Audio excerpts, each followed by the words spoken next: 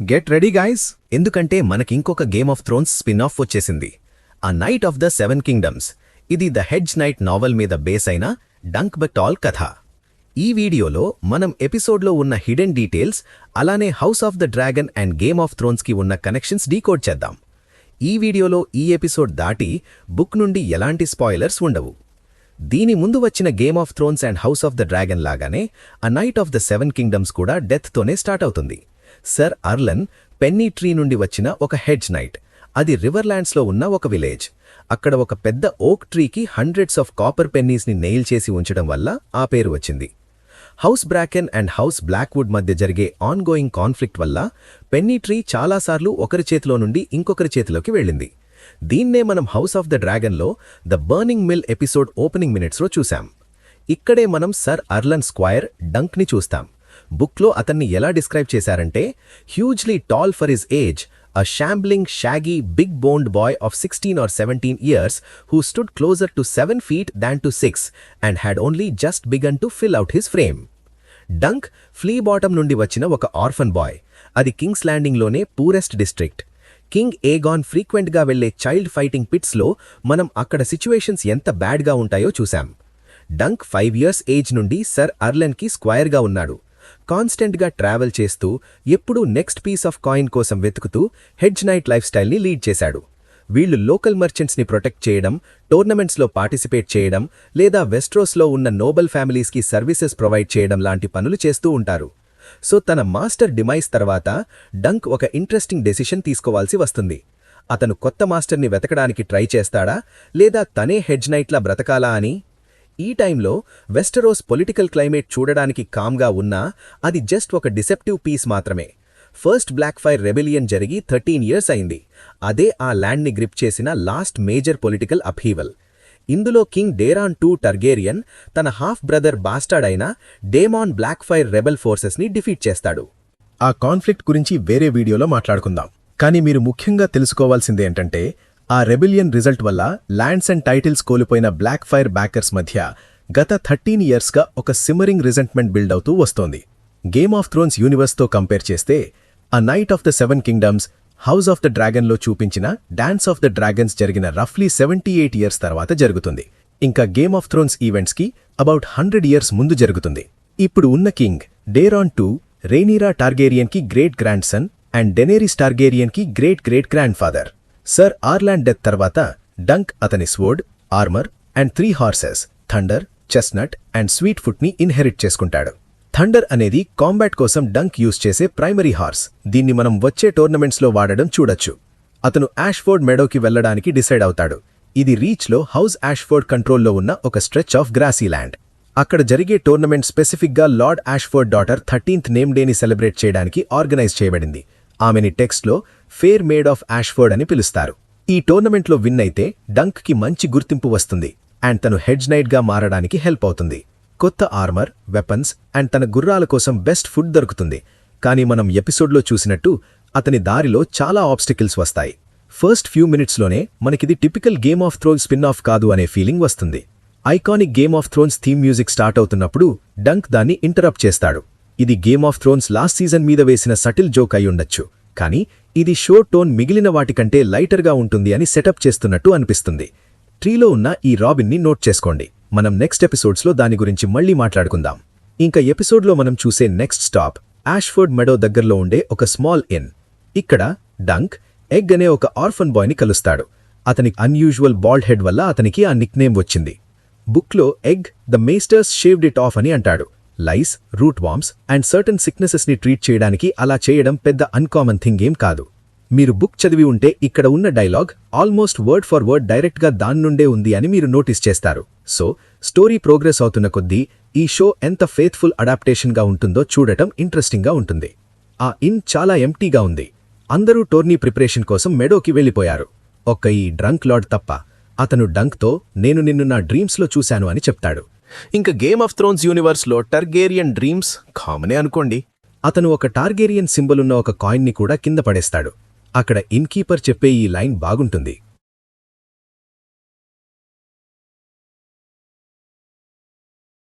ఇది small folk and nobility మధ్య ఉన్న డిస్కనెక్ట్ని క్లియర్గా చూపిస్తుంది. టోర్నమెంట్స్ అనేవి నొబిలిటీ టైం పాస్ చేసుకోవడానికి ఉండే జస్ట్ ఒక ఈవెంట్ మాత్రమే. ఇవి కాఫర్స్ నుండి మనీ డ్రెయిన్ చేస్తాయి తప్ప పెజెంట్ క్లాస్ ఎవ్రీడే లైఫ్ని ఇంప్రూవ్ చేయడానికి పెద్దగా ఏం హెల్ప్ చేయవు. బయట ఉన్న అబ్బాయి ఇన్కీపర్ వల్ల అబ్బాయి కాదు అని డంక్ తెలుసుకుంటాడు. ఇన్ఫ్యాక్ట్ ఆ అబ్బాయి తన హార్స్ని రైడ్ చేస్తూ తన ఆర్మర్ని వేసుకుని ఉండడం చూశాక ఆ అబ్బాయి తనని స్క్వైర్గా తీసుకోమని అడుగుతాడు. ఆఫ్టర్ ఆల్ ప్రతి నైట్కి ఒకరు కావాలి కదా. దీన్ని డంక్ రిజెక్ట్ చేస్తాడు. అతనికి ఒక కాయిన్ వేస్తాడు. ఇంకా మనం లోపల చూసిన దానిలా కాకుండా దీని మీద ఫెయిత్ ఆఫ్ ద 7ని రిప్రజెంట్ చేసే 7 పాయింటెడ్ స్టార్ ఉంటుంది. అది వెస్టరోస్లో primary religion. Next day Dunk Ashford మెడోకి చేరుకుంటాడు. ఇక్కడ మనం జౌస్టింగ్ లేన్స్ని సెటప్ చేయడం చూడొచ్చు. వాటికి హౌస్ యాష్ఫర్డ్ సింబల్ ఉన్న ఐరన్ షీల్డ్స్ ఉన్నాయి. ఇంకా హౌస్ డొండారియన్ సింబల్ ఎగుడుతున్న ఈ సింబల్ని గుర్తుపెట్టుకోండి. అది నెక్స్ట్ ఎపిసోడ్స్లో ఇంపార్టెంట్. మాస్టర్ ఆఫ్ గేమ్స్తో మాట్లాడిన తర్వాత డంక్ సిచ్యువేషన్ ఒక రియాలిటీ ఫోకస్లోకి వస్తుంది. టోర్నమెంట్లో పార్టిసిపేట్ చేయాలంటే తను ఒక రియల్ నైట్ అని ప్రూవ్ చేసుకోవాలి. ఇప్పుడు సర్ ఆర్లన్ తనని నైట్ చేశాడు అని డంక్ చెప్తాడు. కానీ ఇది నిజం కాదు అని చెప్పే ఇచ్చే 2 ఎవిడెన్స్లు ఉన్నాయి. మొదటిది ఈ ఫ్లాష్ బ్యాక్. ఇందులో యంగ్ డంక్ సర్ ఆర్లన్ని నేను ఎప్పుడైనా నైట్ అవుతానా అని అడుగుతాడు. దానికి ఆర్లన్ అసలు రెస్పాండ్ అవ్వడు. రెండోది తను నైట్ అవ్వడానికి కేవలం థాన్ ట్రీలో ఉన్న ఒక రాబిన్ మాత్రమే విట్నెస్ అని డంక్ చెప్పడం. మనం ఆ రాబిన్ని చూశాం, కానీ అది సర్ ఆర్లన్ చనిపోయిన తర్వాతే చూశాం. సో డంక్ టోర్నమెంట్లో కంపీట్ చేయాలంటే అతనికి వౌట్ చేయడానికి ఇంకొక నైట్ కావాలి. ఇక్కడే హౌస్ డొండారియన్ పిక్చర్లోకొస్తుంది. దాని కరెంట్ లార్డ్ వచ్చి సర్ మ్యాన్ఫ్రెడ్. అండ్ సర్ ఆర్లన్ అతని ఫాదర్తో కలిసి డాన్లో ఫైట్ చేశాడు. డంక్ ఎంటనైనా సరే విన్నింగ్ మీద ఉన్న ప్రెషర్ అండ్ లూజింగ్ వల్ల వచ్చే కాన్సిక్వెన్సెస్ ఉంటాయి. అతను అక్కడ ఉండే మోస్ట్ వెల్ ట్రైన్డ్ నైట్స్కి అగేన్స్ట్గా పోరాడాలి. ఇంకా టోర్నీలో ఓడిపోయిన వాళ్ళు వాళ్ల ఆర్మ్స్, ఆర్మర్ అండ్ హార్స్ని విక్టర్స్కి ఇచ్చేయాలి. స్టేక్స్ చాలా హైగా ఉన్నాయి. నైట్ అవ్వాలనే అతని డ్రీమ్ ఒక్క లాస్తోనే మిస్ అయిపోవచ్చు. అలా అవుతే అన్నీ అతని నుండి లాక్కున్నట్టు అవుతుంది. హౌస్ డాండరియాన్ పెవిలియన్ వైపు వెళుతున్నప్పుడు మనం 2 సింబల్స్ చూడొచ్చు. అవి హౌస్ బీస్బెరీ అండ్ హౌస్ బరేథియన్. మనం బరేథియన్ గురించి తరువాత మాట్లాడుకుందాం. ఇక్కడే డంక్ హౌస్ డొండారియన్లో ఉన్న 2 హోర్స్ని కలుస్తాడు. వాళ్లు డంక్ని హెడ్జ్ నైట్ అని ఎగతాళి చేస్తారు. వాళ్లు పొడాలలో పడుకుంటారు కాబట్టి ఆ పేరు వచ్చింది. ఎందుకంటే ఏ లార్డ్ వాళ్ళని తీసుకోడు కాబట్టి. కానీ ఆర్లాన్ ఎప్పుడూ డంక్తో చెప్పేవారు హెడ్జ్ నైట్సే ట్రూయెస్ట్ కైండ్ ఆఫ్ నైట్ అని. ఎందుకంటే వాళ్ల సర్వీస్ అనేది ఫ్యూడల్ ఆబ్లిగేషన్ లేదా ల్యాండ్ ఓనర్షిప్తో డిఫైన్ అవ్వదు, పర్సనల్ కన్విక్షన్తో అవుతుంది. తర్వాత డంక్ని మళ్లీ రమ్మని చెప్పిన నెక్స్ట్ సీన్లోనే మనం డంక్స్ పర్సనల్ కన్విక్షన్ని చూస్తాం. అతను రేమండ్ ఫాసవే తన ఓల్డర్ కజిన్ సర్ స్టెఫాన్ ఫాసవే చేతిలో బీట్ అవ్వడం చూస్తాడు. రేమండ్ తనతో ఫైట్ చేయమన్నప్పుడు డంక్ డిక్లైన్ చేస్తాడు. నైట్స్ని చాలాసార్లు ఇన్నోసెంట్ వాళ్లని ప్రొటెక్ట్ చేసే, ఇంజస్టిస్ మీద ఫైట్ చేసే నోబుల్ సోల్జర్స్లా డిపిక్ట్ చేస్తారు. కానీ డంక్ తన తల దించుకుని వెళ్ళిపోతాడు. డంక్ కన్విక్షన్స్ ఏంటి? అతను దేన్ని నమ్ముతాడు? ఇంకా అసలు దేనికోసం ఫైట్ చేస్తున్నాడు? మనకి తెలిసిందేంటంటే డంక్కి తన మీద, తన ఎబిలిటీస్ మీద అంత క్లారిటీ లేదు. అతని ఏజ్ అండ్ సైజ్ ఉన్న వాళ్లలా అతనికి ఆ ఆరోగెన్స్ లేదు. వాళ్లు అతన్ని గ్రీన్ నైట్ అని టీస్ చేసినప్పుడు అతను ఐ విల్ బీ డిఫరెంట్ అని కాకుండా maybe I will be different అని అంటాడు. అతను తన హార్స్తో మాట్లాడేటప్పుడు కూడా ఐ విల్ విన్ అని అనకుండా maybe I will win the tournament అని అంటాడు. ఈ ఇన్నోసెన్స్ అతన్ని కొంచెం స్పెషల్గా చేస్తుంది. డంక్ తన ఈవినింగ్ అంతా టోర్నమెంట్ రివెల్స్ని ఎంజాయ్ చేస్తూ గడిపాడు. అతను సెర్విన్ లెజెండ్ని డిపిక్ట్ చేసే ఒక ప్లేని చూస్తాడు. ఈ నైట్ గేమ్ ఆఫ్ థ్రోన్స్ ఈవెంట్స్కి థౌజండ్స్ ఆఫ్ ఇయర్స్ ముందు ఏజ్ ఆఫ్ హీరోస్ టైంలో ఉండేవాడు. అతను ఒక మిర్రర్ షీల్డ్ని యూజ్ చేసి డ్రాగన్కి దాని రిఫ్లెక్షన్ మాత్రమే కనిపించేలా ట్రిక్ చేసి దాని కళ్లలో స్పియర్ దింపడని చెప్తారు. ఇలాంటి లెజెండరీ స్టోరీస్ నైట్గా ఉండడంలో ఉన్న గొప్పతనాన్ని చెప్తాయి. అయితే డంక్ అటెన్షన్ని క్యాచ్ చేసిన ఇంకొక విషయం ఉంది. ఈ స్టోరీ టెల్లర్తో అతను ఇచ్చిన little back and forth eye కాంటాక్ట్ని నోటీస్ చేయండి. ఆమెని మనం మళ్లీ చూడబోతున్నామని నాకనిపిస్తోంది. బెరేథియన్ పెవిలియన్కి వెళ్లే దారిలో డంక్ రేమండ్ ఫాసవేతో 1-on-1 మాట్లాడతాడు. తన కజిన్ టోర్నమెంట్లో కలుస్తారేమోనని ట్రైనింగ్ యార్డ్లోనే మెన్ని బ్రేక్ చేయడానికి ఇష్టపడతాడని చెప్తాడు. ఇప్పుడు డంక్ ఎవరితో బ్యాటిల్ చేయాలి అనుకుంటున్నాడు అని రేమండ్ అడుగుతాడు. ష్యూర్లీ ప్రతి నైట్కి ఫేమ్, గ్లోరీ, రివెంజ్ లాంటి రీజన్స్ వల్ల ఎవరితో ఒకరితో ఫైట్ చేయాలని ఉంటుంది. కానీ డంక్ని మిగతా వాళ్ల నుండి డిఫరెంట్గా ఉంచేది ఇదే. ఎవరితో అయినా ఒకటే అని అతనంటాడు. అతను జస్ట్ తన్నని తాను ప్రూవ్ చేసుకోవాలి అనుకుంటున్నాడు. కానీ అతనికి ఆ ఛాన్స్ దక్కుతుందా? ఇప్పటి వరకు అతను టోర్నమెంట్లో ఇంకా ఎన్లిస్ట్ అవ్వలేదు. ఇప్పుడు మనం బరాథియన్ పెవిలియన్కి వెళ్తాం. అక్కడ లయనల్ బరాథియన్ పార్టీ జరుగుతుంది. ఇతన్ని లాఫింగ్ స్టార్మ్ అని పిలుస్తారు. ఇతనికి బ్యాటిల్లో తన అపోనెంట్స్ని చూసి నవ్వే అలవాటు ఉండడం వల్ల ఆ పేరొచ్చింది. ఇతని కొడుకు ఆర్మండ్ బరాథియన్ ప్రిన్సెస్ రేయిల్ టర్గేరియన్ని పెళ్లి చేసుకుంటాడు. దీనివల్ల హౌస్ బరాథియన్ అండ్ టర్గేరియన్ మధ్య బ్లడ్ లైన్ సొలిడిఫై అయ్యి ఈవెంచువల్లీ గేమ్ ఆఫ్ థ్రోన్స్ బిగినింగ్లో రాబర్ట్ బరాథియన్ కింగ్ అవ్వడానికి దారితీసింది. లయనెల్ ఒక పెద్ద స్టాక్ క్రౌన్ని పెట్టుకుంటాడు. అది హౌస్ బరాథియన్ ఐకానిక్ యానిమల్. 4000 ఇయర్స్ క్రితం ఈ ల్యాండ్స్ మీద జరిగిన ఫస్ట్ కాంపిటీషన్ని అతను గుర్తు చేసుకుంటూ it couldn't have been man who devised such a joy అంటాడు. డంక్ ఇక్కడ పార్టీని ఎంజాయ్ చేస్తూ కావలసినంత ఫుడ్ తింటున్నాడు. ఒక నైట్గా అతన్ని ఇలాంటి ఈవెంట్స్కి అలో చేయాలి, కానీ ఆ స్టేటస్ ఇంకా పెండింగ్లో ఉంది. ఇంకా అతని హైట్ వల్ల అతను ఎక్కువగా స్టిక్అవుట్ అవుతున్నాడు. దీంతో అతను లయనెల్కి టార్గెట్ అయ్యాడు. వెనుక పార్టీ బ్యాక్గ్రౌండ్లో డాన్స్ చేస్తుండగా లయనెల్ ఈ న్యూ నైట్ని క్వశ్చన్ చేస్తాడు. అసలు ఎవరు అతను? ఇంకా రాత్రంతా ఎందుకు ఒంగి ఉన్నాడు? లయనెల్ గురించి నాకు నచ్చిన వన్ థింగ్ ఏంటంటే అతను మనలా ఉండాలి అని బిలీవ్ చేస్తాడు. 7 above gave you tallness, so be tall. అతను డంక్ని తనలాగే ఉండాలని కోరుకుంటాడు. నిన్ను నువ్వులా చేసేవాటిని డినై చేస్తూ షయ్యవే అవ్వొద్దు. తర్వాత లయనెల్ డంక్ తనకోసం ఏం తెచ్చాడు అని అడుగుతాడు. లార్డ్స్ వైన్ తాగి ఫుడ్ తిని ఏమీ తీసుకురాకుండా జస్టలా రావచ్చు అని అతను అనుకుని ఉండడు. లార్డ్ క్యారన్ ప్రజలు కరెంట్లీ ఆకలితో స్టార్వ్ అవుతున్నా సరే అతను కూడా ఏదో ఒక గిఫ్ట్తో వచ్చాడు.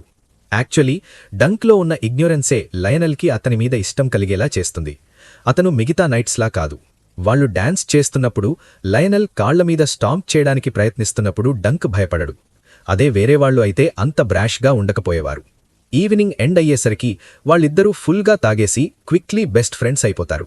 డంక్ అసలు లయనెల్ క్రౌన్ని ధరించడం కూడా మనం చూడొచ్చు. లయనెల్ ఒక స్టోరీ చెప్తాడు. సముద్రంలో స్టామ్ వచ్చినప్పుడు అతను ఆల్మోస్ట్ చనిపోయే సిచ్యువేషన్లో ఉన్నా కూడా పోరాడాడు అని. ఇది అన్నోన్ని ఫేస్ చేస్తూ తనని తాను టెస్ట్ చేసుకోవడం గురించి చెప్పే స్టోరీ. వచ్చే బ్యాటిల్స్లో డంక్ కూడా తనని తాను అలాగే టెస్ట్ చేసుకుంటాడు. లయనెల్ చెప్పినట్టు But it's a great honor to test oneself against a worthy foe. మనకి తెలిసినంత వరకు డంక్ ఇంకా అన్టెస్టెడ్. అతను ఎప్పుడూ స్క్వైర్గానే ఉన్నాడు, ఇంకా నైట్ కాలేదు. కానీ ఇప్పుడు రెల్మ్లోనే బెస్ట్ ట్రైన్డ్ ఫైటర్స్కి అగేన్స్ట్గా వెళ్తున్నాడు. ఇదొక డెడ్లీ సిచ్యువేషన్. ఇంకా ఇది లయనెల్ సముద్రంలో ఫేస్ చేసిన నియర్ డెత్ ఎక్స్పీరియన్స్కి ప్యారలెల్స్ డ్రా చేస్తుంది. లయనెల్ ఫుల్గా తాగేసి ఉండడంతో డంక్ తన క్యాంప్కి రిటర్న్ వెళ్తాడు. అక్కడ తన ముందు నుండి వెతుకుతున్న వ్యక్తి సర్ మ్యాన్ఫ్రెడ్ డొండారియన్ని కలుస్తాడు. తను టోర్నీలో జాయిన్ అవ్వడానికి తన కోసం వౌచ్ చేయమని ఆ లార్డ్ని అడుగుతాడు. కానీ మ్యాన్ఫ్రెడ్కి అతనెవరో తెలియదు. ఇంకా అతని ఫార్మర్ మాస్టర్ గురించి కూడా తెలియదు. హౌస్ డొండారియన్ డాన్లోకి సెవరెడ్ ఎక్స్కర్షన్స్ లాంచ్ చేసింది. ఇందులో హండ్రెడ్స్ ఆఫ్ మెన్ వాళ్ల లైవ్స్ని కోల్పోయారు. ఇన్ఫ్యాక్ట్ ఫోక్డ్ పర్పుల్ లైట్నింగ్ ఉన్న డొండారియన్ సిజిల్ ఎలా వచ్చిందంటే ఒక ఏన్షియంట్ కాన్ఫ్లిక్ట్లో ఒక Dondarrion messenger timely strike of lightning వల్ల డాన్నిష్ అంబుష్ నుండి సేవ్ అయ్యారు. అప్పుడు వాళ్లకి ఆ గుర్తు దక్కింది అని చెప్తారు. మొత్తానికి డంక్ని ఒక నోబడీలాగా పక్కన పెట్టేశారు. ఇంకా అతను హోప్తో ఉన్న వౌచ్ అతనికి దక్కలేదు. మేబీ తనకి ఇంకొక ఆల్టర్నేట్ దారుందేమో. క్యాంప్కి తిరిగి వచ్చాక ఎగ్ తనని ఫాలో అయ్యాడు అని తెలిసి డంక్ సర్ప్రైజ్ అవుతాడు. అంతేకాకుండా అతను హార్సెస్ని చూసుకున్నాడు, ఫైర్ సెటప్ చేశాడు, ఇంకా వాళ్లు తినడానికి ఒక ఫిష్ని కూడా పట్టుకున్నాడు. ఎగ్ అతనితో ఉండడానికి తన పవర్లో ఉన్న అన్నీ చేస్తున్నాడు. డంక్ తనని తాను సర్ డంకన్ ద టాల్గా ఇంట్రడ్యూస్ చేసుకుంటాడు. ఇంకా ఇది చెప్పేటప్పుడు మీరు నోటీస్ చేస్తే అతను స్ట్రైట్గా నిలబడతాడు. ఇది లయనెల్ అతన్ని నువ్వెందుకంత స్లౌచ్ అవుతున్నావు అని అడిగిన దానికి ఒక కాల్ బ్యాక్. ఇదంతా డంక్ తను ఎవరు అనేది ఎంబ్రేస్ చేసుకునే ప్రాసెస్లో పార్ట్. వీళ్ళిద్దరూ ఒక ఇంట్రెస్టింగ్ పేర్లా తయారవుతారు.